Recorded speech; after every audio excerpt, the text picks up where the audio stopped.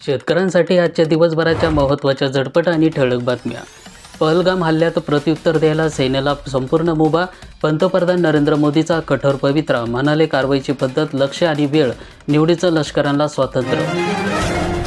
1 रुपयामध्ये पीक विम्याची योजना अखेर गुंडाळली। राज्यामध्ये आता पूर्वीचाच पीक विमा योजना लागू होणार। चोपर टीका झाल्यानंतर राज्य मंत्रिमंडळाने घेतला मोठा निर्णय। शेतकऱ्यांना विमा हप्ता भरायचा आणि त्यामध्ये राज्य सरकार आपला आर्थिक सहभाग देऊन विमा कंपन्यांना रक्कम दिली जाईल। ही पूर्वी राज्यामध्ये असलेली पद्धत पुन्हा एकदा लागू करण्याचा महत्त्वपूर्ण निर्णय राज्य मंत्रिमंडळाच्या मंगळवारी झालेल्या बैठकीमध्ये घेतला। 1 रुपयामध्ये पीक विमा गेले 2 वर्षांमध्ये राज्यात सुरू असलेल्या योजना आता गुंडाळण्यात आलेली आहे। या योजनेमध्ये 2 वर्षात कोट्यवधी रुपयांचा घोटाळा झाल्याचा आरोप जिल्ह्यामध्ये झालेला आहे। या घोटाळे कसे झाले याचे पुरावे वेगवेगळे समोर मांडण्यात आलेले आहेत। त्यामुळे या योजना अंतर्गत स्तरामधून टीका केली जात आहेत। शेतकरी वर्गातही नाराजी होती, त्यामुळे चोपर टीकेनंतर योजना बंद करण्यात आली। 1 रुपयामध्ये पीक विम्याची गेली 2 वर्षे राज्यामध्ये सुरू असलेली ही योजना आता गुंडाळण्यात आलेली आहे। शेतकऱ्यांना 2026 अखेर 12 तास मोफत वीज देणार। मुख्यमंत्री फडणवीस येत्या 5 वर्षांमध्ये टप्प्याटप्प्याने वीज बिल कमी करणार। शेतकऱ्यांना मिळणार मोठा दिलासा। 10 दिवसानंतर लिलाव। वाशिम बाजारामध्ये हळदीची आवक घटली। हळदीला बाजारभाव 14,660 रुपये प्रति क्विंटल, तर कमीत कमी 13,550 रुपये प्रति क्विंटल। 90,000 शेतकऱ्यांना मिळणार 41,59,60 लाख रुपयाचा पीक विमा। 2024च्या खरीप हंगामातील नुकसानीपोटी भरपाई। केज तालुक्यातील 60% शेतकरी वंचित। जिल्ह्याला पीक कर्जाचे 1500 कोटी रुपयांचं उद्दिष्ट। खरीप हंगामाच्या उद्दिष्टामध्ये वाढ, तर 1 एप्रिलपासून कर्ज वाटपाला सुरुवात झाली। जिल्ह्यातील 2 लाखाहून अधिक शेतकऱ्यांना 282 कोटी रुपये नुकसान भरपाई मंजूर। आठवडाभरामध्ये जमा होणार। मागील खरीप हंगामातील पीक नुकसानीचे पैसे विमा कंपनी देणार। सोलापूरमधील गेल्या वर्षी 4 जूनपासून सलग पडलेल्या पावसामुळे उभ्या पिकांचं नुकसान झालेलं आहे, तर झाल्याशिवाय काढणी झालेल्या पिकांनाही नुकसान पोहोचले होते।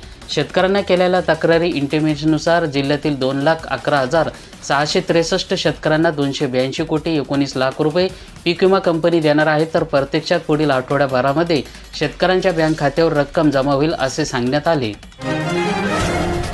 57,000 शेतकऱ्यांना केलं रब्बी पीक पाहणी। तांत्रिक अडचणीमुळे समस्या, नुकसान भरपाई, वंचित राहण्याची वेळ। तालुकानिहाय पीक पाहणी केलेले शेतकरी। अनिष्ट तफावतमध्ये विकासाऐवजी शेतकऱ्यांच्या बँकामार्फत कर्ज वाटप। कार्यपद्धतीतील बदलामुळे संचालक पदावर प्रश्नचिन्ह निर्माण झाले। धोरण तातडीने स्पष्ट होण्याची मागणी। नमो शेतकरी योजनेअंतर्गत पात्र लाडक्या बहिणींना महिन्याचे 500 रुपये मिळणार। आता शासकीय योजनेचा दुहेरी लाभ घेता येणार नाही। संजय गांधी निराधार योजनेच्या लाभार्थी महिला लाडकी बहीण योजनेतून बाहेर। अर्जाची पडताळणी करण्याचं काम अंतिम टप्प्यात आले। शेतकऱ्यांना येणाऱ्या सर्व शासकीय अडचणी सोडवण्यासाठी सहकार्य करू, दिलीप वळसे पाटील यांचं आश्वासन। भीमाशंकर सहकार साखर कारखान्यावर विविध प्रश्न संदर्भामध्ये शेतकऱ्यांना साधला होता संवाद। वीज पुरवठ्याच्या तक्रारीसाठी आता टोल फ्री क्रमांक वापरा। टोल फ्री क्रमांकावर आलेल्या तक्रारीची नोंद ऑनलाईन प्रणालीत होती। विजेच्या लपंडावाने शेतकरी हैराण, पिके जाऊ लागली वाळून। आंबेगाव तालुक्यातील परिस्थिती, कृषी पंपासाठी दिवसा 4 ते 3 दिवस रात्रीची वीज मिळते, पण त्यातही खंडित होण्याचं प्रमाण सर्वाधिक। यंदा खरीप हंगामासाठी 3,14,68 मेट्रिक टन खतांची आवश्यकता भागणार। कृषी विभागाने मागवली नोंदणी। गत वर्षीच्या तुलनेत 34,957 मेट्रिक टन खताची वाढीव मागणी। पीक विमा मंजुरीच्या याद्या गावोगावी का लावल्या नाहीत? फुलंब्री इथे खरीप नियोजनच्या बैठकीमध्ये शेतकऱ्यांना, अधिकाऱ्यांना, कर्मचाऱ्यांना धरले धाऱ्यावर। ऊसाच्या चाऱ्याला मिळतोय बाजारपेठेमध्ये सर्वाधिक दर। दुसऱ्या जनावरांची सोय। यंदा हिरवा चारा स्वस्त झाला। उपसिंचन संरक्षण अंदाजपत्र मान्यतासाठी 5 मे रोजी आंदोलन सुरू। पाणी हक्क संघर्ष समितीने घेतला जिल्हाधिकारी राहुल गुप्ता यांची भेट। मिरची उत्पादकांची फसवणूक करणाऱ्यावर कारवाई करा, दानवे यांची माहिती। भोकरदन आणि जाफराबाद तालुक्यातील मिरची उत्पादक कंपन्यांना बोगस बियाणे, मिरचीची रोपे विक्री करून फसवणूक करणाऱ्या अनधिकृत खाजगी रोपवाटिका, कृषी सेवा केंद्र आणि बियाणे विक्री करणाऱ्यावर कंपनी विरोधामध्ये कठोर कारवाई करा, अशा सूचना 26 एप्रिल रोजी पंचायत राज्य समितीचे अध्यक्ष आमदार संतोष दानवे यांनी जिल्हा कृषी अधिकाऱ्यांना दिल्या आहेत। गारपीटसह वादळी पावसाने 13 गावांना झोडपले। पिंपरुणीतील दुसऱ्यांदा फटका। पाटण परिसरातील सर्वाधिक नुकसान, वीज खांब कोसळल्यामुळे अनेकांचे टिनेपत्रे उडाले. पीक विम्याच्या वाटपामध्ये दुबळजाव का? परभणी जिल्ह्यातील मागील खरीप हंगामात अतिवृष्टीमुळे मोठ्या प्रमाणावर शेतीचं नुकसान झालेले होते. नुकसानीच्या भरपाईसाठी शासनाने 235 कोटी रुपयांचा निधी अग्रिम मंजूर केलेला असून तसेच तक्रार करणाऱ्या शेतकऱ्यांसाठी अतिरिक्त 100 कोटी रुपयांची तरतूद करण्यात आलेली होती.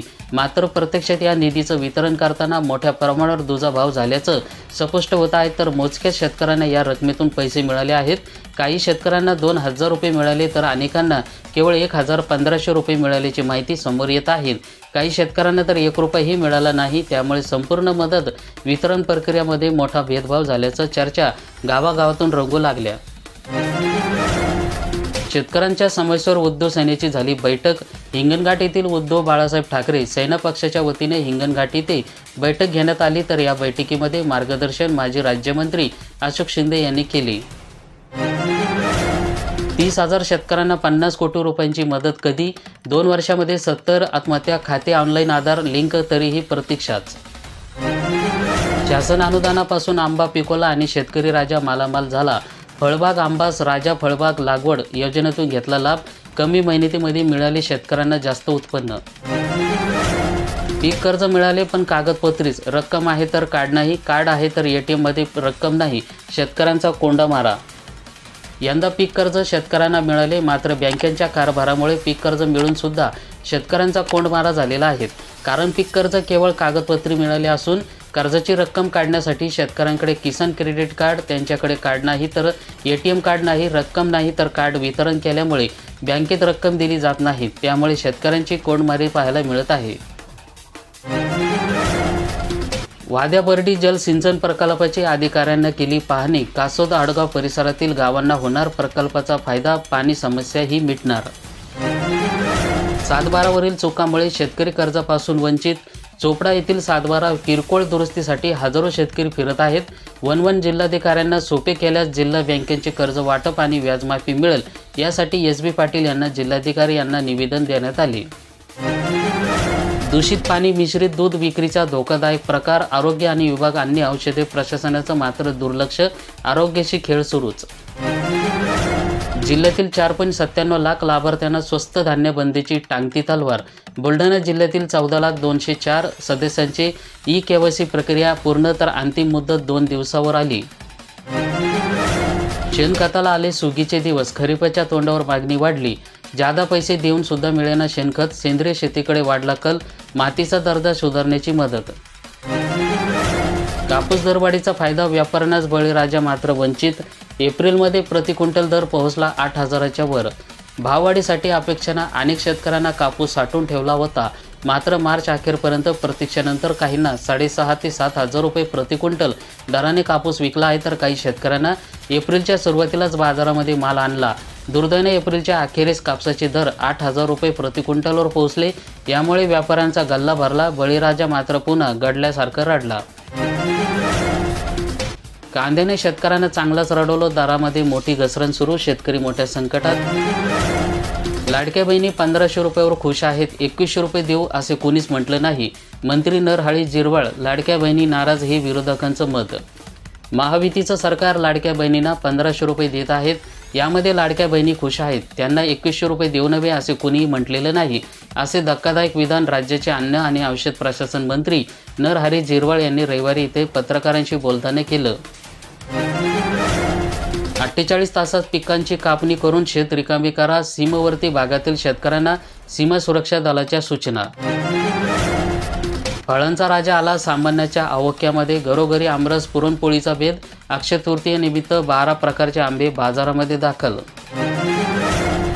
कृषी उत्पन्न बाजार समिती मानवत या ठिकाणी कापसाचे बाजारभाव 7,940 रुपये प्रति क्विंटल. बाजारभाव जास्तीत जास्त 8,100 रुपये प्रति क्विंटलपर्यंत कापसाचे बाजारभाव पोहोचले. बुलढाण्यामध्ये 2 लाख शेतकऱ्यांकडे फार्मर ID नाही. केंद्र आणि राज्य शासनाच्या कृषी योजनेचा लाभ शेतकऱ्यांपर्यंत जलद गतीने पोहोचवण्यासाठी शेतकरी ओळख क्रमांक फार्मर ID 15 एप्रिलपासून अनिवार्य करण्यात आलेला आहे. हरभरा खरेदीमध्ये केंद्र सरकारची नामुष्की. केंद्र सरकारने यंदा देशातील एकूण अंदाजित हरभरा उत्पादनाच्या 25% खरेदी करण्याचं उद्दिष्ट ठेवलेलं असताना प्रत्यक्षात आतापर्यंत 1% ही खरेदी झालेली नाही. विदर्भामध्ये वादळी पावसाचा इशारा. उन्हाच्या झळांनी होरपळत असताना पावसाला पोषक हवामान झाल्यामुळे राज्याच्या कमाल तापमानामध्ये काहीशी घट झाली. हरभरा खरेदीत केंद्र सरकारची नामुष्की. हमीभावाने 1% ही नाही, बाजारभावाने खरेदीचा विचार.